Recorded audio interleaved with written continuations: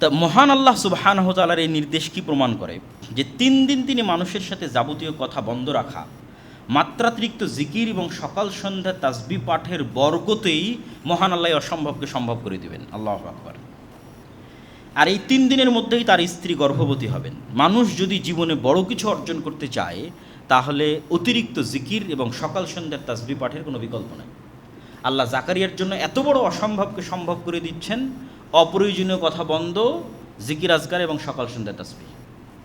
তো আপনার জীবনেরও অনেক অসম্ভব আল্লাহ সম্ভব করে দিতে পারে জিকির দিয়ে, অনেক অসম্ভবকে আল্লাহ সম্ভব করে দিতে পারে সকাল সন্ধ্যা তাসবিহ দিয়ে। এর চেয়ে শক্তিশালী এবং এর চেয়ে পাওয়ারফুল অন্তত বর্তমান পৃথিবীতে কিছু নাই সকাল সন্ধ্যার জিকিরের চাইতে। আর সর্বশ্রেষ্ঠ জিকির পবিত্র কোরআন। ওয়াইদ ক্বালাতিল মালাইকাতু ইয়া মারইয়াম ইন্নাল্লাহা আসতাফাকি ওয়া তাহহারাকি ওয়াসতাফাকি আলা নিসাইল আলামিন। এবার মূল ঘটনার প্রেক্ষাপট তৈরি করা সম্পূর্ণ। এবার আল্লাহ মারিয়ামকে বলছেন ফেরেশতাদের মাধ্যমে, হে মারিয়াম, ইন্নাল্লাহা আসতাফাকি, আল্লাহ তোমাকে বাছাই করেছেন, ওয়া তাহহারাকি, এবং আল্লাহ তোমাকে পবিত্র করেছেন, ওয়াসতাফাকি আলা নিসাইল আলামিন, আর আল্লাহ তোমাকে বাছাই করেছেন সারা পৃথিবীর সকল মহিলার উপর। ধারাবাহিকভাবে আমি বলে যাচ্ছি। স্মরণ করুন সেই সময়ের কথা যখন ফেরেশতারা বলল, হে মারিয়াম, আল্লাহ নিশ্চয় তোমাকে মসজিদে আকসার খেদমতের জন্য বাছাই করেছেন। এটা প্রথমবার তার মায়ের মানতের কবুলিয়াতে মসজিদে আকসার খেদমতের জন্য বাছাই করেছেন, যা মূলত তার মায়ের মানতের কবুলিয়াত ছিল। আর তিনি তোমাকে তোমার মায়ের দোয়া অনুযায়ী শয়তানের প্ররোচনা থেকে পবিত্র করেছেন। আর মারিয়াম আলাইহিস সালাতু ওয়াস সালামের সর্বোচ্চ পবিত্রতা কী ছিল? শারীরিকভাবে আল্লাহ তাকে পবিত্র করেছিলেন হায়েজ এবং নিফাস থেকে। তিনি কখনো কোনো দিন হাইজা হননি এবং তার নেফাস হয়নি সন্তান প্রসবের পর। আর শারীরিক পবিত্রতার সর্বোচ্চ স্তর ছিল আল্লাহ সুবহানাহু ওয়া তাআলা তাকে পুরুষের সংস্পর্শ থেকে চিরদিনের জন্য পবিত্র করেছিলেন। আর মানসিকভাবে আল্লাহ সুবহানাহু ওয়া তাআলা তোমাকে সকল গুনাহ এবং গুনাহের চিন্তা থেকে পবিত্র করেছে। আর এইভাবেই মহান আল্লাহ সুবহানাহু ওয়া তাআলা এবার দ্বিতীয়বার বাছাই করছে, ওয়াসতাফাকে আলা নিসাইল আলামিন, সারা পৃথিবীর সকল মহিলার মধ্যে আল্লাহ তোমাকে বাছাই করেছে পিতাবিহীন ঈসা আলাইহিস সালাতু ওয়াস সালামের মা হওয়ার জন্য। সমগ্র পৃথিবীর সকল নারীদের মধ্যে আল্লাহ তোমাকে বাছাই করেছেন। তো অলৌকিক সন্তানের সুসংবাদ আসার পূর্বেই মহান আল্লাহ তার মায়ের পবিত্রতার সর্বোচ্চ সাক্ষ্য দিলেন। কেন এখন অলৌকিক সন্তানের সংবাদ আসবে, তা আগেই তার পবিত্রতার ঘোষণা আল্লাহ দিয়ে দিলেন। তারপর আল্লাহ বলছেন, ইয়া মারিয়াম কুনুতি লিরাব্বিকি ওয়াসজুদি ওয়ারকাই মা'আর রাকিঈন। যখনই কেউ মহান আল্লাহর মনোনীত বান্দা হয়, যখন আল্লাহর বিশেষ কোনো দয়া এবং রহমত পায়, তখন দায়িত্ব বেড়ে যায়। কিসের দায়িত্ব বাড়ে? রবের শুকরিয়া আদায়ের দায়িত্ব বাড়ে। তো যেহেতু আল্লাহ আগের বাক্যে বললেন, মারিয়াম তোমাকে এত এত নেয়ামত রহমত বরকতের জন্য আমি বাছাই করেছি, এবার তোমার কাজ কি? তোমার কাজ হচ্ছে, হে মারিয়াম, তুমি তোমার রবের একনিষ্ঠ অনুগত হও, লম্বা সময় সালাতে দাঁড়িয়ে থাকো, বেশি বেশি সিজদা করো, এবং মসজিদে আকসায় রুকুকারীদের সঙ্গে জামাতে রুকু করো। মেয়েরা যেমন মসজিদে ইতিকাফ করতে পারে, তেমনি তারা চাইলে জামাতেও সালাত আদায় করতে পারে, যা এই আয়াত থেকে স্পষ্ট বোঝা যায়। আর এই আয়াত থেকে আরও একটা জিনিস বোঝা যায় যে মানুষের জীবনের প্রকৃত মর্যাদার যে সিক্রেট, সর্বোচ্চ সম্মানের আসীন হওয়ার যে সিক্রেট, সেই সিক্রেটটা হচ্ছে আল্লাহর সামনে বিনয় হওয়া, আল্লাহর অনুগত হওয়া, পবিত্র থাকা, বেশি বেশি জিকির আজকার করা, জামাতে সালাত আদায় করা, এবং রুকু করা এবং অতিরিক্ত সিজদা করা, যেগুলো আল্লাহ মারিয়ামের জন্য বললেন, যেগুলো আল্লাহ জাকারিয়ার জন্য বললেন। এগুলোই পৃথিবীতে এবং পরকালে সর্বোচ্চ সম্মানে সম্মানিত হওয়ার সিক্রেট, যা আল্লাহ তাদের জন্য নির্ধারণ করে দিলেন। যালিকা মিন আম্বাইল গায়বি নুহিহি ইলাইক ওয়া মা কুনতা লাদাইহিম ইয ইলকুনা আকলামাহুম আইয়ুহুম ইয়াকফুলু মারইয়াম ওয়া মা কুনতা লাদাইহিম ইয ইখতাসিমুন। এবার ওই যে জাকারিয়া আলাইহিস সালাতু ওয়াস সালাম মারিয়ামের দায়িত্ব নিয়েছিলেন, ওই দায়িত্বটা তিনি কিভাবে পাচ্ছেন সেটা বলতে গিয়ে আল্লাহ ভূমিকাটা এভাবে ধরলেন যে জাকারিয়া, ইয়াহিয়া এবং মারিয়াম সম্পর্কে এতক্ষণ যা আলোচিত হয়েছে, এবং ঈসা আলাইহিস সালাতু ওয়াস সালামের জন্ম এবং তার পরবর্তী ঘটনা যা আলোচিত হবে কোরআনে, এগুলো সব গায়েবের সংবাদ, যা আমরা ওহীর মাধ্যমে আপনাকে জানাচ্ছি, হে মুহাম্মদ সাল্লাল্লাহু আলাইহি ওয়াসাল্লাম।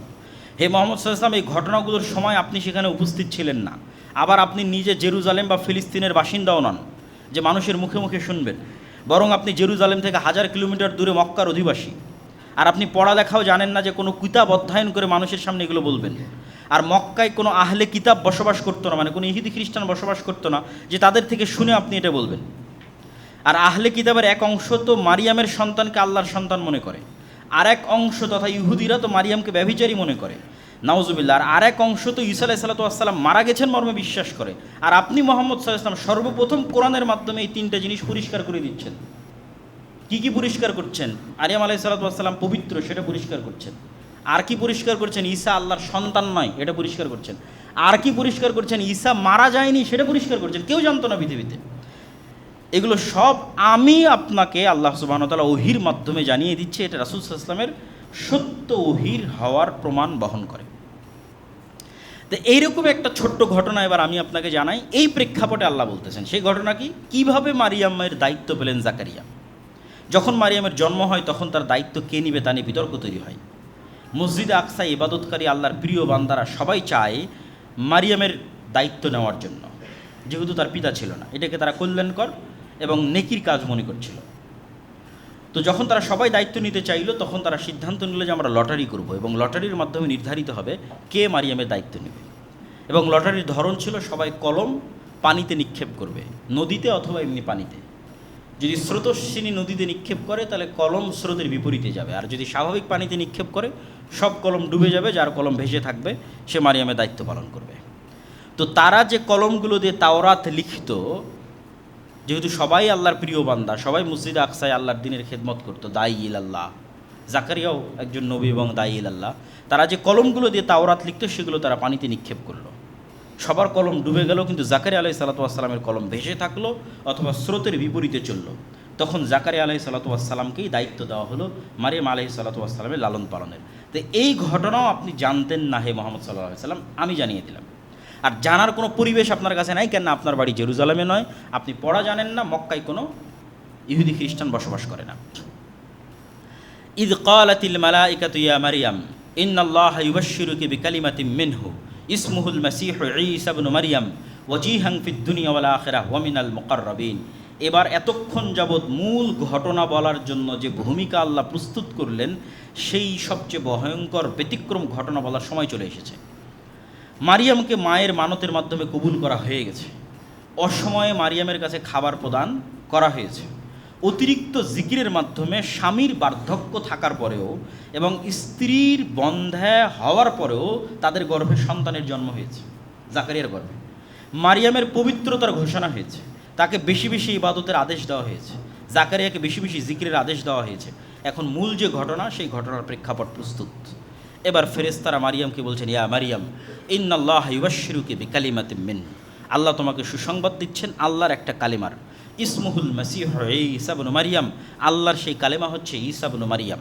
ওয়াজিহান ফিদ দুনিয়া, যে দুনিয়াতে এবং পরকালে সম্মানিত হবে, অমিনাল মুকাররাবিন, এবং আল্লাহর নৈকট্যপ্রাপ্ত বান্দাদের অন্তর্ভুক্ত হবেন। তো সেই কালেমা কি? কালেমা হচ্ছে কুন ফায়াকুন, ইদা কাযা আমরান ফাইন্নামা ইয়াকুলু লাহু কুন ফায়াকুন। এবং এটা আল্লাহ নিজেই কোরআনে ব্যাখ্যা করে দিবেন যে কালেমা হচ্ছে কুন, যে আল্লাহ সুবহানাহু ওয়া তাআলা ঈসা আলাইহিস সালাতু ওয়াস সালামকে সৃষ্টি করেছেন ঠিক যেভাবে আদম আলাইহিস সালাতু ওয়াস সালামকে সৃষ্টি করেছেন, কুন শব্দের মাধ্যমে। আর ঈসা আলাইহিস সালাতু ওয়াস সালাম যে আল্লাহর সন্তান নন, তা এই আয়াতের মধ্যে আল্লাহ স্পষ্ট করে দিলেন কিভাবে। ঈসা ইবনু মারিয়াম, মারিয়ামের সন্তান ঈসা, তার নাম হচ্ছে ঈসা ইবনু মারিয়াম, মারিয়ামের সন্তান ঈসা, এক বাক্যে স্পষ্ট। তার আর একটা নাম কি? আল মাসীহ, তাকে উপাধি দেওয়া হলো মাসীহ। এই মাসীহ উপাধির ঈসা শব্দের অর্থ নেতা হওয়া, এটা হিব্রু ইয়াসুর থেকে আরবিতে ঈসায় পরিণত করা হয়েছে। আর মাসীহ শব্দের অর্থ নিয়ে মুফাসসিরিন কিরামের মধ্যে অনেক ব্যাখ্যা আছে। কেউ বলেছে যে আল্লাহ তাকে যেই মোজেজাগুলো দিয়েছিলেন, যেটা আল্লাহ নিজেই সামনে বলবেন, এগুলো গায়ে হাত লাগানোর মাধ্যমে করতে হতো। প্রত্যেকটা মোজেজার বহিঃপ্রকাশ হাতের স্পর্শের মাধ্যমে হতো। তো হাতের স্পর্শের মাধ্যমে যেহেতু হতো, তো এটার থেকে মাসাহা ইয়ামসাহু, স্পর্শ করা, স্পর্শকারী অথবা স্পর্শকৃত, অথবা মুছে দেওয়া, সেক্ষেত্রে পৃথিবী থেকে সকল বাতিলকে মুছে দেওয়া অর্থ ব্যবহৃত ধরেছে অনেকেই, যেটা কিয়ামতের পূর্ব মুহূর্তে তিনি করবেন। ওয়া ইউকাল্লিমুন নাসা ফিল মাহদি ওয়া কাহলাও ওয়া মিনাস সালিহিন, তিনি মানুষের সাথে যখন তোমার কোলে থাকবে তখনও কথা বলবে তোমার পবিত্রতার সাক্ষ্য দিয়ে, আর যখন বার্ধক্য বয়সে পৌঁছে যাবে তখনও কথা বলবে। তো বার্ধক্য বয়সে পৌঁছার আগেই তো তিনি পৃথিবী থেকে বিদায় নিয়েছেন, এটা যখন তিনি দ্বিতীয়বার ফেরত আসবেন তখন কথা বলবেন। অমিনাস সালিহিন, আর সে তার পূর্বে চলে যাওয়া ইব্রাহিম, ইসহাক, ইসমাইল, মুসা, দাউদ, সুলাইমানের মতো আল্লাহর নেককার বান্দাদের অন্তর্ভুক্ত হবে। সুসংবাদ যত বড়ই হোক, এই সুসংবাদ দেওয়া হচ্ছে একজন কুমারী মেয়েকে। বাহ্যিক দৃষ্টিতে তার কাছে এটা মাথায় আকাশ ভেঙে পড়ার মতো। তাই এত বড় সুসংবাদ পেয়েও, অনেক বড় সুসংবাদ, আল্লাহ অনেক কিছু বললেন, তোমাকে একজন সন্তান দিচ্ছে, ঈসা আছে, এই অনেক কিছু হবে, কিন্তু বলা তো হচ্ছে একজন কুমারী মেয়েকে। তো এটা সুসংবাদের চেয়ে তার মাথায় তো আকাশ ভেঙে পড়ার মতো। তখন তিনি বিস্ময়ের সাথে বললেন, ক্বালাত রাব্বি আন্না ইয়াকুনু লি ওয়ালাদ, হে আল্লাহ, কীভাবে আমার সন্তান হতে পারে, ওয়ালাম ইয়ামসাসনি বাশার, আমাকে এখন পর্যন্ত কোনো পুরুষ স্পর্শ করেনি। ক্বালা কাযালিকা আল্লাহু ইয়াখলুকু মা ইয়াশা, আল্লাহ এভাবেই যা ইচ্ছা তাই সৃষ্টি করতে পারেন। এবং আল্লাহ সুবহানাহু তাআলা পৃথিবীতে আরও অসংখ্য প্রাণীর মধ্যে পুরুষের সংস্পর্শ ছাড়া সৃষ্টির উদাহরণ রেখে দিয়েছেন। যেমন বর্তমান বিজ্ঞান প্রমাণ করে যে সাপ, টিকটিকি, হাঙ্গর, মাছ এবং বিভিন্ন পোকামাকড়ের অনেক প্রজাতি আছে, এবং উদ্ভিদ জগতেরও এমনও গাছপালা আছে যেগুলো পুরুষের সংস্পর্শ ছাড়াই, পরাগায়ন ছাড়াই নতুন গাছ, নতুন সাপ, নতুন টিকটিকি তাদের জন্ম হয়ে যেতে পারে। এই বিজ্ঞান দ্বারা প্রমাণিত। তো মহান আল্লাহ সুবহানাহু তাআলা ইয়াহইয়া আলাইহিস সালামের জন্মের ঘটনায় যেই বাক্য ব্যবহার করেছেন, সেই বাক্যের থেকে একটু পরিবর্তন করে এখানে ব্যবহার করলেন। জাকারিয়া অভিযোগ করল, আল্লাহ কেমনে সন্তান হবে? আল্লাহ বললেন, আল্লাহ যা ইচ্ছা তাই করতে পারে। আর এখানে বললেন, আল্লাহ যা ইচ্ছা তাই সৃষ্টি করতে পারে। কেননা এই সৃষ্টিটা একদম নতুন সৃষ্টি। জাকারিয়ার ক্ষেত্রে তো আইন লঙ্ঘন করা হয়নি, স্বামী স্ত্রীর মাধ্যমেই সন্তানের জন্ম হয়েছে, যতই বার্ধক্য হোক।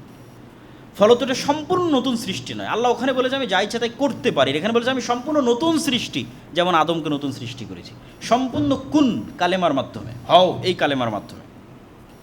ইদা কদা আমরাং ফাইন্নামা ইয়াকুলু লাহু কুন ফায়াকুন। এবার আল্লাহ নিজেই বলে দিচ্ছেন ওই কালেমাটা কি। আল্লাহ যখনই কোনো কিছু করার, সৃষ্টি করার ইচ্ছা পোষণ করেন, তখন দুনিয়ার যে নিয়ম, এই নিয়মগুলো আল্লাহর নির্ধারিত নিয়ম, আল্লাহ এই নিয়মগুলো সৃষ্টি করেছে। তো এই নিয়মের বাইরে গিয়ে তো আল্লাহ এগুলোকে প্রথম সৃষ্টি করেছে। এখন নয় আমি বীজ প্রথম বপন করতে, তাই বীজ হচ্ছে। প্রথম ধান কিভাবে হয়েছে, কোন বীজ থেকে প্রথম ধান হয়েছে, কোন ডিম থেকে প্রথম মুরগি হয়েছে, ওগুলো সব কোন দিয়ে হয়েছে। তারপরে তো এই নিয়ম আল্লাহ তৈরি করে দিয়েছে যে এর বীজ থেকে এর বীজ, এর বীজ থেকে এর বীজ এভাবে হতে থাকবে। কিন্তু প্রথম যখন মানুষ হয়েছে কীভাবে হয়েছে, কোন। তো ঠিক তেমন ঈসা আলাইহিস সালাতু ওয়াস সালাম আল্লাহ সুবহানাহু ওয়া তাআলার কুন, এই শব্দের ভিত্তিতেই আল্লাহ সুবহানাহু ওয়া তাআলা তাকে সৃষ্টি করেছেন। ইউআল্লিমুহুল কিতাবা ওয়াল হিকমাতা ওয়াত তাওরাত ওয়াল ইনজিল, সে শিক্ষা দিবে মানুষকে কিতাব, হিকমত, তাওরাত এবং ইনজিল, তথা সে নবী হবে। এবং সে শুধু নবী নয়, সে রাসূলও হবে। ও রাসূলান ইলা বানি ইসরাইল, সে বানি ইসরাইলের জন্য রাসূল হবে। এবং সে মানুষকে ডাক দিয়ে বলবে, হে মানুষ শোনো, আল্লাহ আমাকে কি কি মোজেজা দিয়েছে। ইন্নী আখলুকু লাকুম মিনাত তিনি কাহাইয়াতি তয়রি, সে একটা মাটির খণ্ড নেবে। এগুলো সব সুসংবাদ ঈসা আলাইহিস সালামের জন্মের আগেই মারিয়ামকে বলা হচ্ছে যে ঈসা এগুলো করবে। সে মানুষকে ডাক দিয়ে বলবে যে এই যে আমি মাটির স্তর হাতে নিলাম এবং এখানে আমি ফু দিব, এই মাটি এখান থেকে পাখি হয়ে আকাশে উড়ে যাবে। ওয়াউবরিউল আকমাহা ওয়াল আবরাস, যে জন্মগত অন্ধ, তার চোখে আমি এভাবে বিসমিল্লাহ বলে হাত দিব, বিইজনিল্লাহ, আল্লাহর অনুমতিতে ওর অন্ধত্ব ভালো হয়ে যাবে। যে কুষ্ঠরোগে আক্রান্ত, আমি তার শরীরে হাত দিব বিসমিল্লাহ বলে, ভালো হয়ে যাবে। ওহিল মাউতা বিইজনিল্লাহ, সবচেয়ে আশ্চর্য হচ্ছে আমি একদম মৃত মানুষকেও জীবিত করতে পারবো, ঈসা আলাইহিস সালাম বলবেন, এবং তিনি বাস্তবে করেছেন। তো মৃত মানুষকে তিনি বিসমিল্লাহ বলে জীবিত করবেন। ও উনাব্বিউকুম বিমা তাকুলুনা ফি বুয়ুতিকুম ওয়া মা তাদাখিরুন, আর কে আজকে কি খেয়েছে বাড়িতে, আর কার বাড়িতে কি আছে, সব বলে দিতে পারবেন। এবং এই পয়েন্টেই মূলত ঈসা আলাইহিস সালামের সাথে তার অনুসারীরা ঠাট্টা করত। এই পয়েন্টটাতে যখন মুসা আলাইহিস সালাম এগুলো সব মোজেজা দেখালেন, তো মোজেজা দেখে মানুষের অন্তর নরম হয়ে ঈমান আনার কথা। কিন্তু বানু ইসরাঈলের ক্ষেত্রে যেটা বারবার ঘটেছে, বড় বড় মোজেজা দেখেও তাদের অন্তর নরম হয়। তো ঈসা আলাইহিস সালামের সাথে তারা এটা ঠাট্টা করতো বারবার। বলেন তো আজকে আমি কী খেয়ে এসেছি, বলেন তো আজকে কি, এখনই আমি কী খেয়ে আসলাম, আজকে বলেন দেখে আমার বাড়িতে কী আছে। তো বারবার এই প্রশ্নের মাধ্যমে ঈসা আলাইহিস সালামকে মূলত ঠাট্টা করা হতো। কিন্তু তিনি বলতে পারতেন, কিন্তু এটা বলতে পারাটা তো মূল উদ্দেশ্য নয়। মূল উদ্দেশ্য তোমরা আমাকে নবী হিসেবে মানো এবং আল্লাহর আনুগত্য করো। কিন্তু ওইটার জন্য বারবার এসে বলতে থাকা, এটাই হচ্ছে নবীকে অস্বীকার করার শুরু। ومصدقا لما بين يدي من التوراة وليحل لكم بعض الذي حرم عليكم وجئتكم بآية من ربكم فاتقوا الله وأطيعون, আর আমি নতুন কোনো দাওয়াত নিয়ে আসিনি। মূসা আলাইহিস সালাতু ওয়াস সালাম যে দাওয়াত দিয়ে গেছে তাওরাতের মাধ্যমে, ওইটারই সত্যায়ন করতে এসেছি। একই কথা মুহাম্মদ সাল্লাল্লাহু আলাইহি ওয়াসাল্লাম বলেছে, আমি নতুন কোনো দাওয়াত নিয়ে আসিনি। তোমাদের কাছে ঈসা আলাইহিস সালাম যে দাওয়াত দিয়ে গেছে ইনজিলে, মূসা যে দাওয়াত দিয়ে গেছে তাওরাতে, ওটাই নিয়ে এসেছে। এটা ঈসা আলাইহিস সালাম বলতেছেন যে আমি নতুন কোনো দাওয়াত নিয়ে আসিনি, তাওরাতে যেটা আছে ওটাই। ওয়ালিউহিল্লা লাকুম বা'দাল্লাযী হুররিমা আলাইকুম, তবে তোমাদের আমলের কারণে আল্লাহ কিছু কিছু জিনিস তোমাদের উপর হারাম করে দিয়েছিলেন। ওই জিনিসগুলো আসলে হারাম হওয়ার যোগ্য নয় বা আল্লাহর বিধানে হারাম নয়, কিন্তু তোমাদের কারণে স্পেশালি হারাম করা হয়েছিল। ওগুলো আমি কিছু কিছু তোমাদের জন্য হালাল করে দেবো, যেমন উটের গোস্ত, চর্বি, এগুলো বানু ইসরায়েলের জন্য শাস্তিস্বরূপ হারাম ছিল। ইন্না রব্বি ওয়া রব্বুকুম ফা'বুদু হাদা সিরাতুম মুস্তাকিম, এটাও ঈসা আলাইহিস সালামের কথা। আমি আর তোমরা তোমাদের সবার প্রতিপালক আল্লাহ, অতএব ইবাদত হবে আল্লাহর। এটা কেন বলা হচ্ছে? এত এত এত মোজেজা থাকার পরও ঈসা আলাইহিস সালাম কি ইবাদতের যোগ্য? অলৌকিক জন্ম থেকে শুরু, মায়ের কোলে কথা বললেন, অলৌকিকভাবে জন্ম নিলেন, তার মায়ের কাছে অলৌকিকভাবে খাবার আসতো, জীবিতকে মৃত করলেন, মাটি থেকে উড়ন্ত পাখি তৈরি করলেন, সবার অসুস্থতা ভালো করে দিলেন, পুরো জীবনটাই অলৌকিকতায় ভরপুর। আবার জীবিত অবস্থায় আকাশে উঠে যাবেন। তাই এত অলৌকিকত্বের পরেও কি তিনি ইবাদতের যোগ্য? তখন উনি নিজেই বলছেন, ইন্নাল্লাহ রব্বি ওয়া রব্বুকুম, নিশ্চয় আল্লাহ আমার রব এবং তোমাদের রব, আমি আল্লাহরই বান্দা, অতএব তোমরা আমার নয় আল্লাহরই ইবাদত করো। হাদা সিরাতুম মুস্তাকিম, আর এটাই হচ্ছে অতীত থেকে যুগ যুগ থেকে চলে আসা নবীদের দাওয়াত। একটা কথাই, রব্বি ওয়া রব্বুকুম ফা'বুদুল্লাহ, সেটা তোমরা আল্লাহর ইবাদত করো। ফালাম্মা হাসসা ঈসা মিনহুমুল কুফরা ক্বালা মান আনসারি ইলাল্লাহ, এই যে বললাম যে তিনি এতগুলো মোজেজা দেখালেন, তো এই মোজেজা অন্যগুলো তো মোটামুটি মানুষের কাজে লাগে, কিন্তু ওই যে একটা মোজেজা যেটা মানুষ অপব্যবহার করা শুরু করলো, বলেন দেখি এখন কি খেয়ে আসলাম, বলেন দেখি আজকে আমার বাড়িতে কি আছে, এই আচরণে ঈসা ইসলাম কষ্ট পেলেন এবং তিনি বুঝতে পারলেন যে মানুষ তার উপর ঈমান আনবে না, বরং কুফরি করবে, তাকে অস্বীকার করবে। তখন তিনি বললেন, একে তো মানুষ তার মাকে অপবাদ দিচ্ছে, ওই একটা অপবাদের বোঝা তো তার ব্রেনে মেন্টালি প্রেশার হিসেবে আছেই, বাকি এত মোজেজা দেখার পরও মানুষ তার উপর ঈমান আনতেছে না। মান আনসারি ইলাল্লাহ, হে আমার জাতি, বলো তোমাদের মধ্যে কে খালেসভাবে আমার সহযোগিতা করবে আল্লাহর সন্তুষ্টির জন্য। আনসারুল্লাহ, আল্লাহর সহযোগী হবে, আল্লাহর সন্তুষ্টির জন্য আমাকে সহযোগিতা করবে কে? ক্বাল আল হাওয়ারিয়ুনা, হাওয়ারিরা বলল যারা সাদা রঙের অধিকারী। তো শাব্দিক অর্থ হচ্ছে সাদা রঙের অধিকারী। কি সাদা রং? মুফাসসিরিন ইকরাম লিখেছেন তারা সাদা জামা পরতো এই কারণে, কেউ লিখেছেন তারা ধোপা ছিল, কাপড়কে ময়লা থেকে সাদা করতো এই কারণে, কেউ বলে লিখেছেন তাদের অন্তর সাদা ধবধবে ছিল, পরিষ্কার, নিষ্কলুষ হৃদয়, পবিত্র হৃদয়। তো 12 জন হাওয়ারি বলল, নাহনু আনসারুল্লাহ, আমরা আল্লাহর সন্তুষ্টির জন্য আপনার এই দিনের দাওয়াত কবুল করলাম, আপনার উপর ঈমান আনলাম, ওয়াশহাদ বিআন্না মুসলিমুন। যদিও প্রথম ঈমান এনেছে জাকারিয়া আলাইহিস সালাতু ওয়াস সালাম, প্রথম ঈমান এনেছে ইয়াহইয়া আলাইহিস সালাতু ওয়াস সালাম, এবং ইয়াহইয়া এবং ঈসা আলাইহিস সালাতু ওয়াস সালাম তারা একই সাথেই তৎকালীন পৃথিবীতে দাওয়াতি কাজ করতেন, 2-3-4 বছরের ছোট বড়। ইয়াহইয়া আলাইহিস সালাতু ওয়াস সালাম 3-4 বছরের বড়, আর ঈসা আলাইহিস সালাতু ওয়াস সালাম 3-4 বছরের ছোট।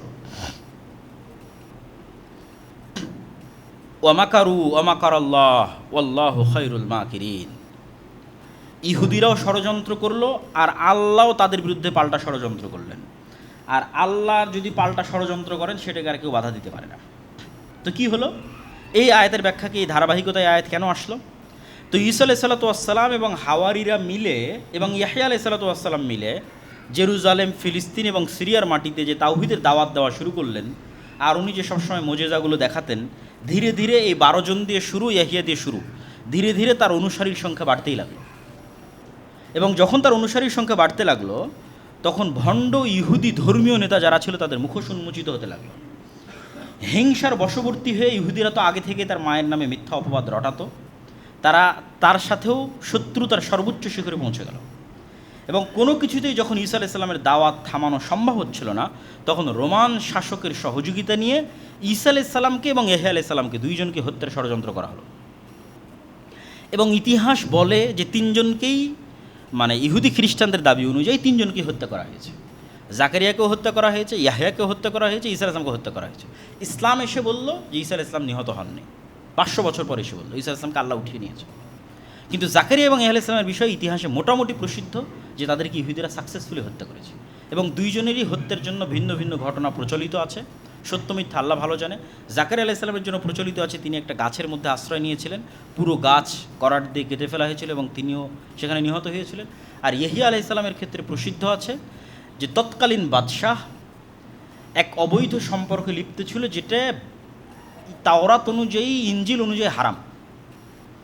তো বাদশাহ চাচ্ছিল যে তার এই কাজকে ধর্মীয় নেতারা বৈধতা দিক, তো ধর্মীয় নেতাদের মধ্যে ইয়াহিয়া আলাইহিস সালাতু ওয়াস সালাম এই কাজের বৈধতা না দিয়ে সেটাকে ওপেন হারাম ঘোষণা করলেন, এবং ইয়াহিয়া আলাইহিস সালামের এই হারাম ঘোষণার কারণে তার ভিতরে এবং তার যেই মেয়ের সাথে তার অবৈধ সম্পর্ক ছিল তাদের ভিতরে একটা ক্ষোভ বিরাজ করলো যে যে আমাদের বিরুদ্ধে এই ফতোয়া দিচ্ছে এর প্রতিশোধ আমরা নিবই।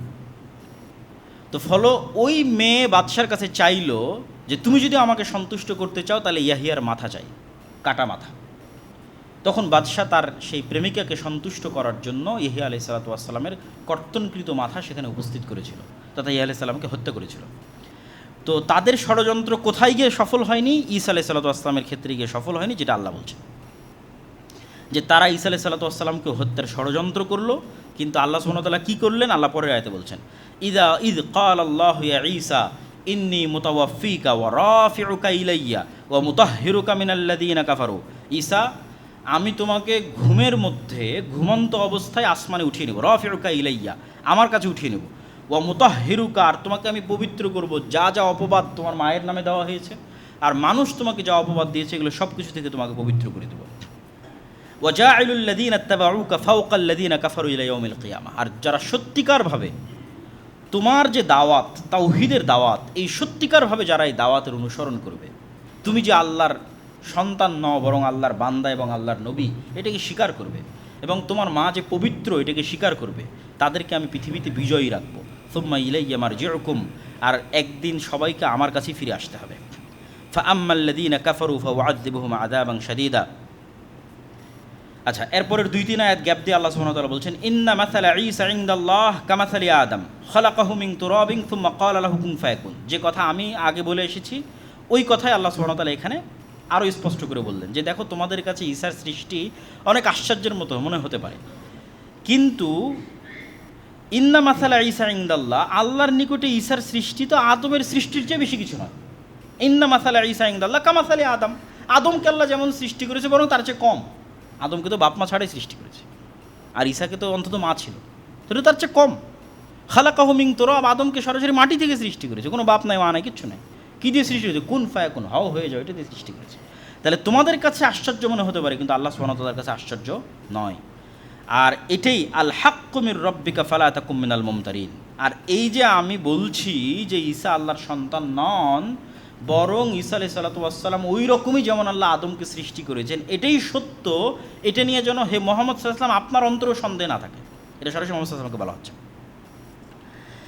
আর যদি মানুষ আপনার সাথে এটা নিয়ে বেশি তর্ক বিতর্ক করে, খ্রিস্টানরা পরের আয়াতে, ফামান হাজ্জাকা ফীহি মিন বাদি মা জাআকা মিনাল ইলম, এই সত্য কথা বলে দেওয়ার পরেও যদি খ্রিস্টানরা আপনার সাথে বেশি তর্ক বিতর্ক করে, এই আয়াত তখন অবতীর্ণ হচ্ছিল যখন নাজরান থেকে একদল খ্রিস্টান আসছিল এবং তারা ঈসা আলাইহিস সালামের জন্ম সম্পর্কে এবং ঈসা আলাইহিস সালাম সম্পর্কে ইসলামের আকীদা কি সেটা জানতে চায়।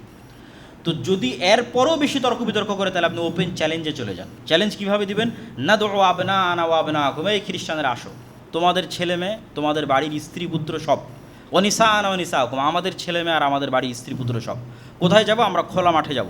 সুম্মা নাবতাহিল ফানাজআল লা'নাতাল্লাহি আলাল কাযিবিন, তারপর আমরা মুবাহালা করব যে কে সত্য, ঈসা আল্লাহর সন্তান না ঈসা আল্লাহর বান্দা। আমি মুহাম্মদ বলছি ঈসা আল্লাহর বান্দা, যেমন আদমকে সৃষ্টি করেছে ঈসা আলাইহিস সালাতু ওয়াস সালাম। আর তোমরা যদি বলো ঈসা আল্লাহর সন্তান, তাহলে চলো আল্লাহর অভিশাপ মিথ্যুকদের উপর বর্ষিত। তো আল্লাহ সুবহানাহু ওয়া তাআলা বলতে বলতে বলতে বলতে এই সর্বোচ্চ যে চ্যালেঞ্জ সেটাও জানিয়ে দিলেন মুহাম্মদ সাল্লাল্লাহু আলাইহি ওয়াসাল্লামের মাধ্যমে। এবার এই আয়াত যখন আল্লাহ অবতীর্ণ করলেন, তখন নাজরানের প্রতিনিধি দল নবম হিজরিতে মুহাম্মদ সাল্লাল্লাহু আলাইহি ওয়াসাল্লামের কাছে মদিনাতেই আছে। মুহাম্মদ সাল্লাল্লাহু আলাইহি ওয়াসাল্লাম আলীকে বললেন, ফাতেমাকে বললেন, আর যারা ছিল সবাইকে বললেন চলো বের হই। আল্লাহ আদেশ দিয়েছে মোবাহালার জন্য, এবং তাদেরকেও বললেন যে চলো তোমরাও তোমাদের ছেলে মেয়ে স্ত্রী পুত্র নিয়ে চলো আমরা মোবাহালা করি। তখন নাজরানের খ্রিস্টানরা পরস্পর পরামর্শ করলো যে পৃথিবীতে যদি সত্য নবীর বিরুদ্ধে দাঁড়ানো হয় এবং সত্য নবীর দোয়া অভিশাপ হিসেবে যদি ফিরে আসে, তাহলে ওই জাতির ধ্বংস ছাড়ার কোনো রাস্তা নেই। তো যদি মোহাম্মদ সত্য নবী হয়, আর যদি মোহাম্মদের দোয়া রব্বুল আলমিনের কাছে সত্য হিসেবে আমাদের উপর অভিশাপ হিসেবে ফিরে আসে, তাহলে আমাদের ধ্বংস ছাড়া কোনো রাস্তা নেই, অতএব মোবাহালা করার দরকার নেই। তখন তারা আর মুহাম্মদ সাল্লাল্লাহু আলাইহি ওয়াসাল্লামের সাথে মোবাহালায় অংশগ্রহণ করেনি। ইন্না হাযা লাহুল কাসাসুল হক ওয়া মা মিন ইলাহিন ইল্লাল্লাহ ওয়া ইন্নাল্লাহা লাহুল আজিজুল হাকিম। আর এতক্ষণ যে কিসসা আমরা বললাম এগুলো সত্য ঘটনা, আল্লাহ সুবহানাহু ওয়া তাআলা ব্যতীত কোনো ইলাহ নেই, আর তিনি আজিজ পরাক্রমশালী, যা ইচ্ছা তাই করতে পারেন, আর হাকিম তিনি প্রজ্ঞাময়, কখন কোনটা কীভাবে করতে হবে খুব ভালোভাবে জানেন। তো আমাদের সময় সংক্ষিপ্ত, এই জন্য আমরা সূরা মারিয়ামের যে অংশটুকু বাকি থাকলো মারিয়াম আলাইহিস সালাম সম্পর্কে সেটা বলতে পারলাম না। তবে একটা কথা না বললেই, আজকের বক্তব্যের মধ্যে একটা কথা প্রাসঙ্গিক, যেটা না বললেই নয়, সেটা বলে শেষ করব। এই পুরো ঘটনা থেকে আমরা কি শিখলাম? এই পুরো ঘটনা থেকে আমরা ইয়াহইয়া আলাইহিস সালামের জন্ম, জাকারিয়া আলাইহিস সালামের, তারপরে হচ্ছে মারিয়ামের জন্ম, তারপর আলাইহিস সালামের সন্তান ঈসা আলাইহিস সালামের জন্ম, সবগুলো থেকে যেটা শেখা গেল সেটা হচ্ছে মানুষের সম্মান এবং মর্যাদা, জিকির আজকার, সকাল সন্ধ্যার তাসবিহ, সালাত, এবং ওই সূরা মারিয়াম যদি তেলাওয়াত করতাম ওখানেও দেখতেন যে ঈসা আলাইহিস সালাম কী বলছেন। এবং আল্লাহর নবীর একটা হাদিস আছে যে একদিন জাকারিয়া এবং ইয়াহইয়া আলাইহিস সালাম মসজিদে আকসায় সব বানু ইসরায়েলকে ডাক দিয়ে বললেন তোমাদের জন্য 5টা উপদেশ, এবং ওখানেও সালাত এবং জিকির আজকারের কথা আছে এবং জাকাতের কথা আছে। তো এগুলো বিস্তারিত আজকে বলতে পারলাম না, তবে একটা জরুরি কথা যেটা বলতেই হবে, একটা রাস্তায় কোনো একজনকে ওয়াকফ করা হলে স্বাভাবিকভাবেই মানুষের মাথায় এটাই আসবে, দিনের দাওয়াত দেওয়া, ইবাদত বন্দিগি করা, আল্লাহ রাস্তায় জিহাদ করা পুরুষ মানুষেরই কাজ, অতীত থেকে এটাই হয়ে এসেছে। তো ইমরানের স্ত্রী তো এটাই ভাববেন যে তার পেটে আল্লাহ পুরুষ সন্তান দিয়েছেন, যদি আল্লাহ তার দোয়া কবুল করে থাকেন। আর যদি আল্লাহ কবুল করে না থাকেন তাহলে হয়তো নাও দিতে পারেন।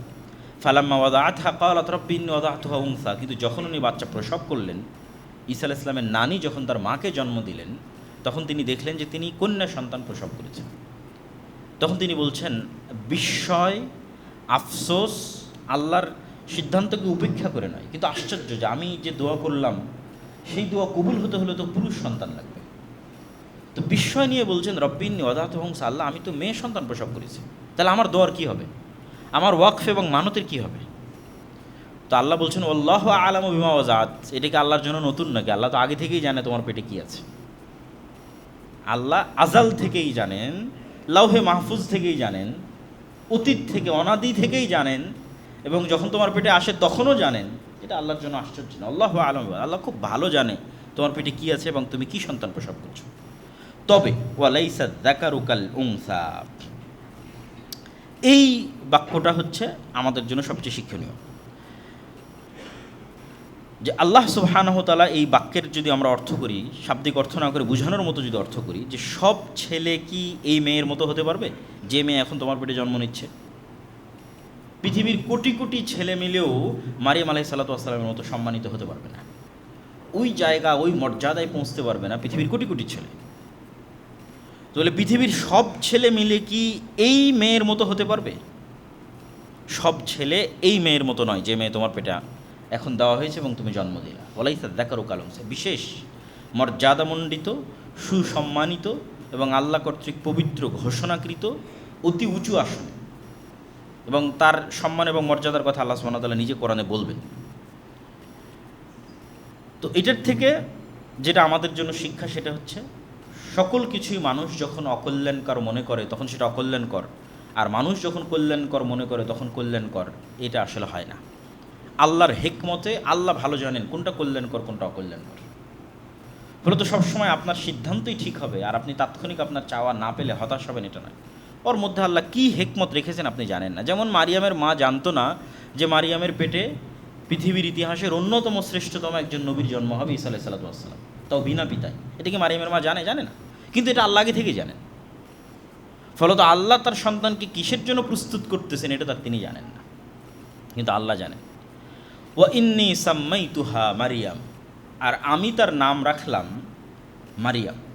ওয়া ইন্নী উঈযুহা বিকা ওয়া যুররিয়াতাহা মিনাশ শাইতানির রাজীম, আর তার মা দোয়া করে বলছেন, হে আল্লাহ, আমার এই মেয়ে সন্তান এবং তার পরবর্তী বংশধরকে আমি তোমার আশ্রয় প্রার্থনা করছি শয়তান থেকে।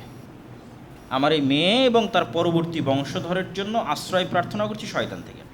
তাহলে একটা সন্তান জন্মের পর একজন মায়ের কি চিন্তা হতে পারে? সন্তানের খাওয়া, সন্তানের দুধ, সন্তানের স্বাস্থ্য, পালস ঠিক আছে কিনা, অক্সিজেন ঠিক আছে কিনা, ডাক্তার কি বলতেছে। আরও যখন আস্তে আস্তে বড় হবে তখন তার রিজিক, খাওয়া দাওয়া, ক্যারিয়ার, শিক্ষা। আমাদের বাবা মায়ের চিন্তা এটাই। কিন্তু মারিয়ামের মায়ের মুখ দিয়ে কী উচ্চারিত হলো? আল্লাহ, আমার এই মেয়েটা সুস্থ থাকুক, এই মেয়েটার খাবারের ব্যবস্থা করে দাও, দুধ পাচ্ছে না দুধের ব্যবস্থা করে দাও। না, উঈযুহা বিকা ওয়া যুররিয়াতাহা মিনাশ শাইতানির রাজীম, আল্লাহ শয়তান থেকে আশ্রয় দাও। তাহলে একজন মুমিন মায়ের চিন্তা তার সন্তানের বিষয়ে কি হতে পারে সেটার শিক্ষা, মানে সন্তান লালন পালনের ইমানই ভিত্তি কি হতে পারে সেটার শিক্ষা এখানেই আছে। সেটা হচ্ছে ইমান এবং শয়তানের ষড়যন্ত্র থেকে শয়তানকে সুরক্ষার চিন্তাই একজন মা এবং একজন পিতার সবার আগে প্রাধান্য দিতে হবে। এবং আল্লাহ সুবহানাহু ওয়া তাআলা এই দোয়া কবুল করো তো মারিয়াম এবং তার সন্তানকে এমনভাবে শয়তানের স্পর্শ থেকে হেফাজত করেছেন যে যেই স্পর্শ প্রত্যেক আদম সন্তানের জন্য লাজেম ছিল সেটা থেকে হেফাজত করেছেন। সেটা যে জন্মের পরে প্রত্যেক আদম সন্তান শয়তানের স্পর্শে আসে, এটা রাসূল সাল্লাল্লাহু আলাইহি ওয়াসাল্লামের সহিহ হাদিস। এবং শয়তানের স্পর্শেই সে জন্মের পরে কেঁদে ওঠে। কিন্তু শুধু দুইজনকে শয়তানে স্পর্শ করার সুযোগ পায়নি এই দোয়ার কারণে। সেই দুইজন হচ্ছে মারিয়াম এবং মারিয়ামের সন্তান ঈসা আলাইহিস সালাতু ওয়াস সালাম। তাদেরকে বিশেষভাবে আলাদা করা হয়েছে শয়তানের সংস্পর্শ থেকে এই দোয়ার কারণে।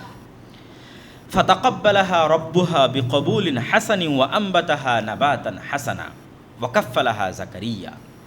আল্লাহ ইমরানের স্ত্রীর যে মানত, এই মানতকে আল্লাহ কবুল করেছেন।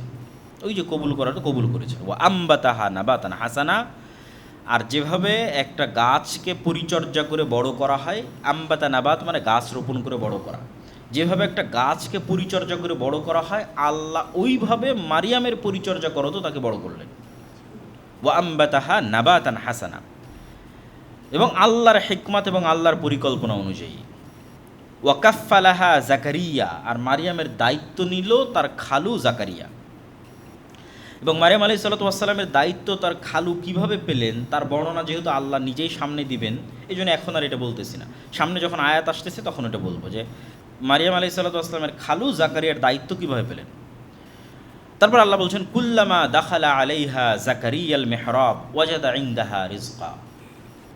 যখনই মারিয়াম আলাইহিস সালাতু ওয়াস সালামের যে মেহরাব, ইবাদতের যে জায়গা, সেই ইবাদতের জায়গায় যখনই জাকারিয়া আলাইহিস সালাতু ওয়াস সালাম প্রবেশ করতেন, তখনই সেখানে তিনি ফলমূল খাদ্যদ্রব্য দেখতে পেতেন। ক্বালা ইয়া মারিয়াম, তিনি বললেন মারিয়াম আন্না লাকি হাযা, এগুলো কই থেকে আসে? ক্বালাত হুয়া মিন ইনদিল্লাহ, তিনি বললেন এগুলো আল্লাহর পক্ষ থেকে আসে। ইন্নাল্লাহা ইয়ারযুকু মান ইয়াশা বিগাইরি হিসাব, আর আল্লাহ যাকে চান তাকে বেহিসাব রিজিক দান করতে পারেন। রিজিক মানে শুধু খাবার নয়, রিজিক মানে সম্মান, রিজিক মানে সন্তান, রিজিক মানে হায়াত, রিজিক মানে আয়ু, রিজিক মানে পদ পদবি মর্যাদা, রিজিক মানে শিক্ষা, রিজিক মানে জ্ঞান, সব রিজিক। রিজিক মানে স্ত্রী, সবই রিজিক। আল্লাহ যাকে ইচ্ছা তাকে বেহিসাব রিজিক দান করতে পারে। তো এই দৃশ্য জাকারিয়া আলাইহিস সালাতু ওয়াস সালামের হৃদয়কে নাড়িয়ে দিল। যারা জাকারিয়া আলাইহিস সালাম দেখলেন যে আল্লাহ নিয়মের বাইরেও কিছু করে থাকেন, হিসাবের বাইরেও রিজিক দিয়ে থাকেন, মানুষের চোখে অসম্ভব দরজাকেও আল্লাহ খুলে দিয়ে থাকেন। একটা প্রয়োজন জাকারিয়া আলাইহিস সালামের ছিল, তিনি সেইভাবে আল্লাহর কাছে চাননি, কেন? ওটার কোনো সম্ভাবনা ছিল না। কিন্তু মারিয়ামের সাথে এই ঘটনা জাকারিয়া আলাইহিস সালামের চোখ খুলে দিল যে মারিয়ামকে যদি আল্লাহ সুবহানাহু ওয়া তাআলা দুনিয়ার নিয়মের বাইরে, দুনিয়ার লজিকের বাইরে, দুনিয়ার ফিজিক্সের বাইরে আল্লাহ সুবহানাহু ওয়া তাআলা এইভাবে খাবার পাঠাতে পারেন, তাহলে আমার যে একটা প্রয়োজন আছে ওটা তো আল্লাহ দিতে পারেন। ওটা যে অসম্ভব মনে হতে উনি চাননি এতদিন, এবার উনি চাইবেন সাথে সাথে। তখনই হুনালিকা দাআ জাকারিয়া রাব্বাহ, তিনি ওই মুহূর্তেই তার রবের কাছে এমন কিছু চাওয়ার ইচ্ছা করলেন যা বাহ্যিক দৃষ্টিতে দীর্ঘদিন তার কাছে অসম্ভব মনে হয়েছে, এই জন্য চাননি। কিন্তু মারিয়ামের এই ঘটনা দেখে তিনি চাইলেন, কি বললেন?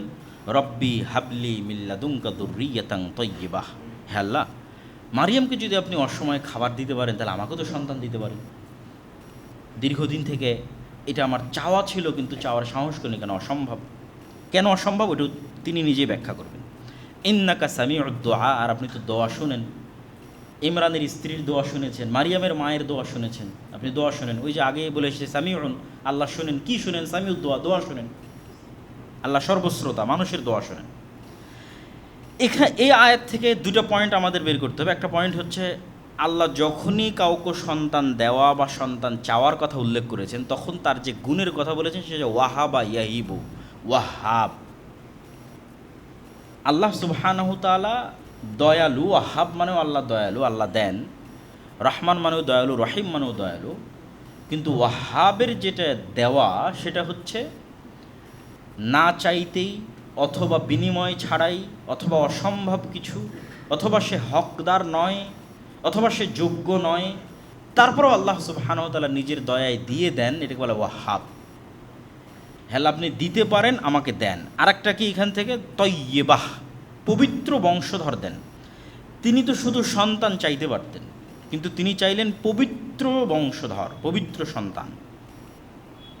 তাহলে মুমিনের দোয়া শুধু সন্তান চাওয়ার দোয়া কখনোই হওয়া উচিত নয়, বরং মুমিনের দোয়া হবে এমন সন্তান চাওয়ার দোয়া যে হবে পবিত্র, সৎ। যেমনটা জাকারিয়া আলাইহিস সালাতু ওয়াস সালাম দোয়া চাচ্ছেন, তিনি শুধু সন্তান চাচ্ছেন না, বলছেন পবিত্র সন্তান, পবিত্র বংশধর। ফানাদাতহুল মালাইকাতু ওয়া হুয়া কায়িমুন ইউসাল্লি ফিল মিহরাব। জাকারিয়া আলাইহিস সালাতু ওয়াস সালাম ইনস্ট্যান্ট এই দৃশ্য দেখে ইনস্ট্যান্ট দোয়া করলেন। এবার ইমিডিয়েট সাথে সাথেই আল্লাহ সুবহানাহু ওয়া তাআলা ফেরেশতা দিয়ে তাকে উত্তর দিচ্ছেন। যখন তিনি তার সালাত শেষই করেননি, তিনি সালাতে দাঁড়িয়ে দোয়া করতেছেন, সালাত শেষই করেননি, তখনই ফেরেশতা তাকে ডাক দিয়ে বলছে, ইন্নাল্লাহা ইউবাশশিরুকা বিয়াহইয়া মুসাদ্দিকাম বিকালিমাতিন মিনাল্লাহ ওয়া সাইয়্যিদান ওয়া হাসূরান ওয়া নাবিয়্যাম মিনাস সালিহিন। আল্লাহ তোমাকে সুসংবাদ দিচ্ছে একটা সন্তানের, তার নামও আল্লাহ বলে দিচ্ছে। এবং আমরা যখন সূরা মারিয়ামের অনুবাদ করব তখন এটার সাথে আরও কিছু তথ্য যুক্ত হবে। আল্লাহ সুবহানাহু তাআলা একটা সন্তানের সুসংবাদ দিচ্ছে, তার নামও বলে দিচ্ছে, তার নাম হবে ইয়াহিয়া।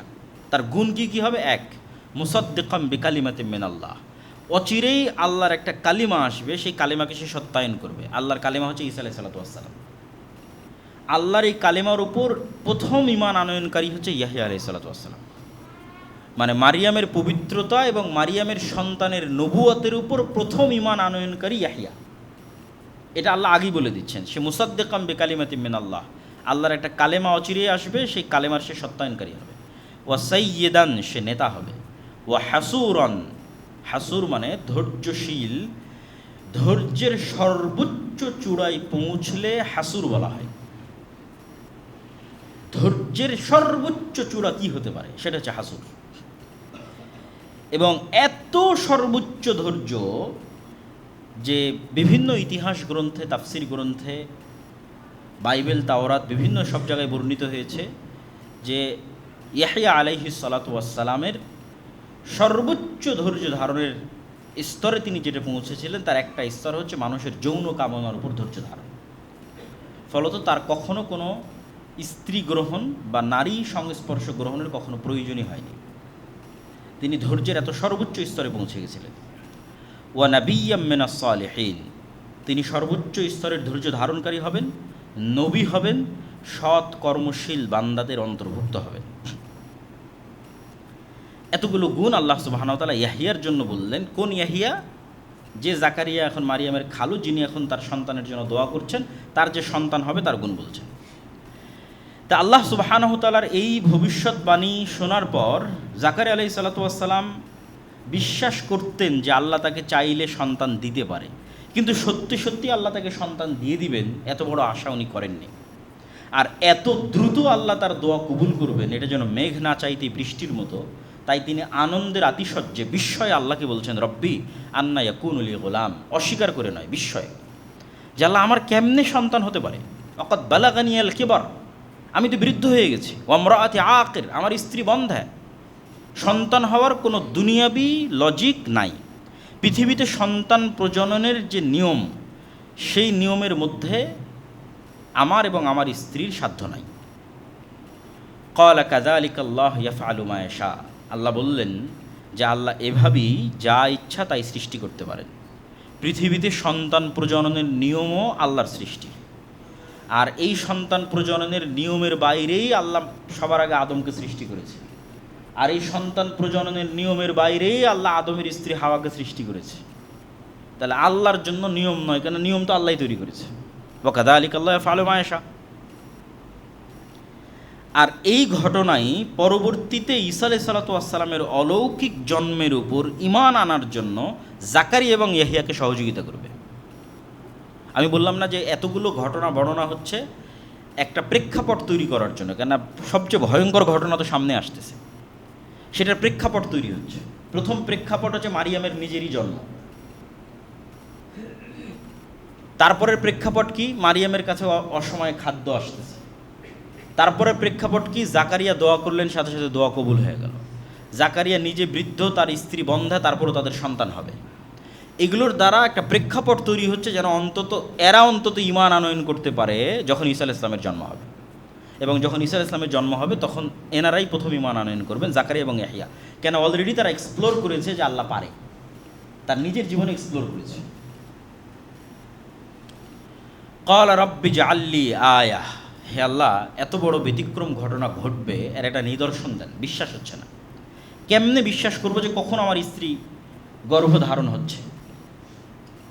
ক্বালা আয়াতুকা আল্লা তুকাল্লিমান নাসা সালাসা, তোমার জন্য নিদর্শন হচ্ছে, চিহ্ন হচ্ছে টানা 3 দিন তোমার মুখ বন্ধ থাকবে, কোনো কথাই মুখ দিয়ে বের হবে না।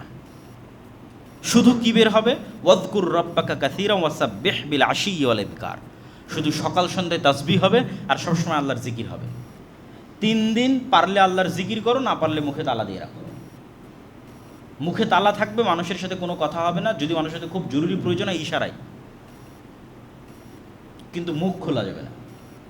আর মুখ যদি খোলে তাহলে আস্তাগফিরুল্লাহ, আলহামদুলিল্লাহ, লা ইলাহা ইল্লাল্লাহ, লা ইলাহা ইল্লাল্লাহু ওয়াহদাহু লা শারীকা লাহু, লাহুল মুলকু ওয়া লাহুল হামদু ওয়া হুয়া আলা কুল্লি শাইইন কাদির, সুবহানাল্লাহি ওয়া বিহামদিহি সুবহানাল্লাহিল আযীম। এগুলো জিকির, আজকার, তাসবিহ, তাহলিল। যে এই যে চলমান যে বিশ্বকাপ, এবং এই বিশ্বকাপে মানুষের বিভিন্ন প্লেয়ারের প্রতি যে ভালোবাসা, এটা নিয়ে চিন্তা করতেছিলাম, যেহেতু এটা নিয়ে ইদানিং অনেক আলোচনা সমালোচনা হচ্ছে। এটার উপর 3-4টা আয়াত সূরা বাকারা থেকে আপনাদের সামনে একটু পড়ে শোনা এবং পড়ে শুনে বক্তব্য শেষ করব। যে অনেকে এরকমও লিখেছে যে সে যদি মেসির সাথে জাহান্নামে থাকা লাগে তবুও সে খুশি। নাউযুবিল্লাহি মিন যালিক।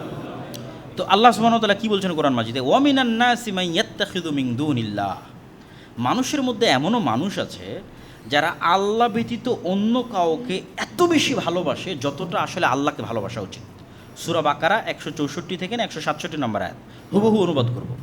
যে মানুষের মধ্যে এমনও মানুষ আছে যারা আল্লাহ ব্যতীত অন্য কাউকে এত ভালোবাসে কাহুব্বিল্লাহ, যেটা আসলে আল্লাহকে ভালোবাসা উচিত।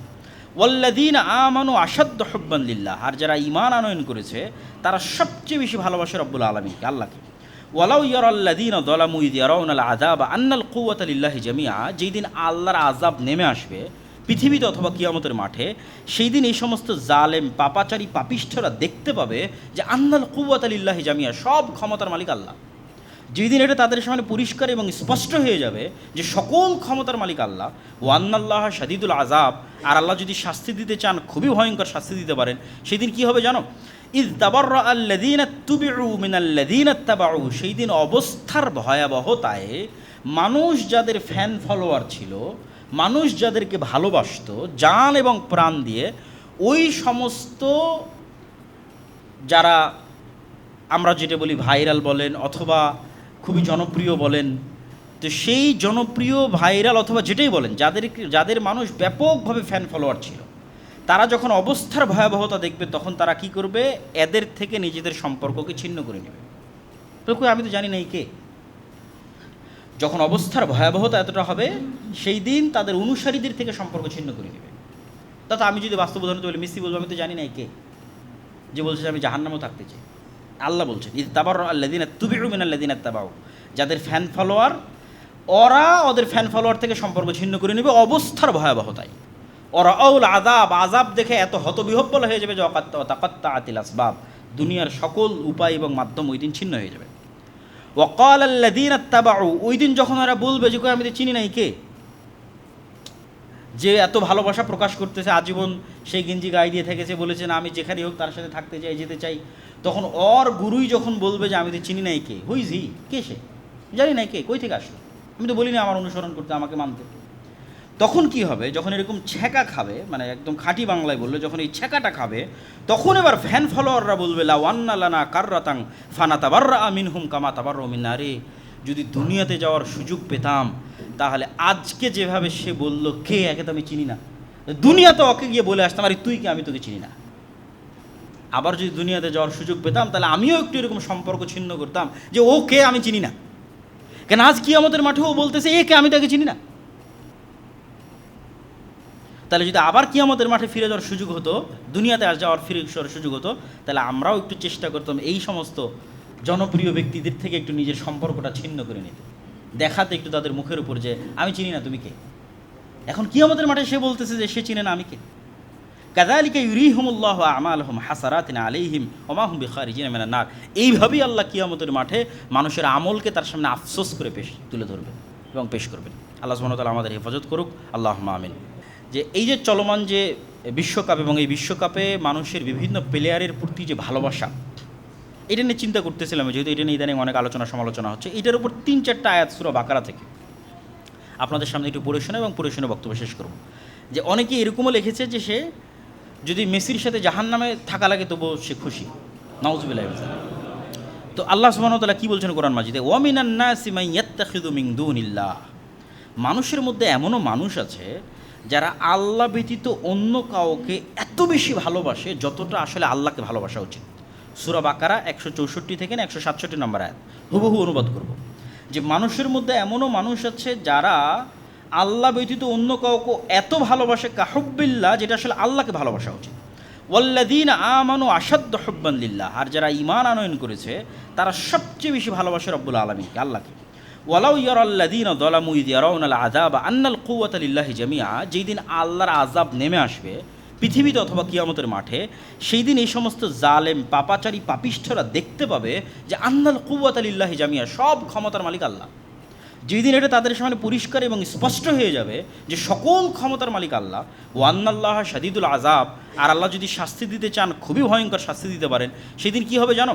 ইয তাবাররা আল্লাযীনা তুবিউ মিনাল্লাযীনা ইত্তাবাউ, সেই দিন অবস্থার ভয়াবহতায় মানুষ যাদের ফ্যান ফলোয়ার ছিল, মানুষ যাদেরকে ভালোবাসতো জান এবং প্রাণ দিয়ে, ওই সমস্ত যারা আমরা যেটা বলি ভাইরাল বলেন অথবা খুবই জনপ্রিয় বলেন, তো সেই জনপ্রিয় ভাইরাল অথবা যেটাই বলেন, যাদের মানুষ ব্যাপকভাবে ফ্যান ফলোয়ার ছিল, তারা যখন অবস্থার ভয়াবহতা দেখবে তখন তারা কি করবে? এদের থেকে নিজেদের সম্পর্ককে ছিন্ন করে নেবে। তো আমি তো জানি না এই কে। যখন অবস্থার ভয়াবহতা এতটা হবে, সেই দিন তাদের অনুসারীদের থেকে সম্পর্ক ছিন্ন করে নেবে। তা আমি যদি বাস্তব উদাহরণ বলি, মেসি বলবো আমি তো জানি না এই কে, যে বলছে যে আমি জাহান্নামেও থাকতে চাই। আল্লাহ বলছেন ইয তাবাররা আল্লাযীনা তুবিউ মিনাল্লাযীনা ইত্তাবাউ, যাদের ফ্যান ফলোয়ার, ওরা ওদের ফ্যান ফলোয়ার থেকে সম্পর্ক ছিন্ন করে নেবে অবস্থার ভয়াবহতায়। ওরা আউল আযাব, আযাব দেখে এত হতবিহব্বল হয়ে যাবে যে তাকাত্তাআতিল আসবাব, দুনিয়ার সকল উপায় এবং মাধ্যম ওই দিন ছিন্ন হয়ে যাবে। ওয়াকাল আল্লাযীনা ইত্তাবাউ, ওই দিন যখন ওরা বলবে যে আমি তো চিনি নাই কে, যে এত ভালোবাসা প্রকাশ করতেছে, আজীবন সেই গেঞ্জি গায়ে দিয়ে থেকেছে, বলেছে না আমি যেখানেই হোক তার সাথে থাকতে চাই, যেতে চাই, তখন ওর গুরুই যখন বলবে যে আমি তো চিনি নাই কে, হুই ইজ হি, কে সে, জানি নাই কে, কই থেকে আসলো, আমি তো বলি না আমার অনুসরণ করতে, আমাকে মানতে। তখন কি হবে? যখন এরকম ছ্যাঁকা খাবে, মানে একদম খাঁটি বাংলায় বললে যখন এই ছ্যাঁকাটা খাবে, তখন এবার ফ্যান ফলোয়াররা বলবে লাউ আন্না লানা কাররাতাং ফানাতাবাররা মিনহুম কামা তাবাররাউ মিন্না, রে যদি দুনিয়াতে যাওয়ার সুযোগ পেতাম তাহলে আজকে যেভাবে সে বলল কে, একে তো আমি চিনি না, দুনিয়াতে ওকে গিয়ে বলে আসতাম আরে তুই কে, আমি তোকে চিনি না। আবার যদি দুনিয়াতে যাওয়ার সুযোগ পেতাম তাহলে আমিও একটু এরকম সম্পর্ক ছিন্ন করতাম যে ও কে আমি চিনি না, কেন আজ কিয়ামতের মাঠে ও বলতেছে এ কে, আমি তাকে চিনি না। তাহলে যদি আবার কিয়ামতের মাঠে ফিরে যাওয়ার সুযোগ হতো, দুনিয়াতে যাওয়ার ফিরে যাওয়ার সুযোগ হতো, তাহলে আমরাও একটু চেষ্টা করতাম এই সমস্ত জনপ্রিয় ব্যক্তিদের থেকে একটু নিজের সম্পর্কটা ছিন্ন করে নিতে, দেখাতে একটু তাদের মুখের উপর যে আমি চিনি না তুমি কে। এখন কিয়ামতের মাঠে সে বলতেছে যে সে চিনে না আমি কে। কাযালিকা ইউরিহিমুল্লাহু আমালহুম হাসারাতিন আলাইহিম ওয়া মা হুম বিখারিজিনা মিনান নার, এইভাবেই আল্লাহ কিয়ামতের মাঠে মানুষের আমলকে তার সামনে আফসোস করে তুলে ধরবেন এবং পেশ করবেন। আল্লাহ সুবহানাহু ওয়া তাআলা আমাদের হেফাজত করুক, আল্লাহুম্মা আমিন।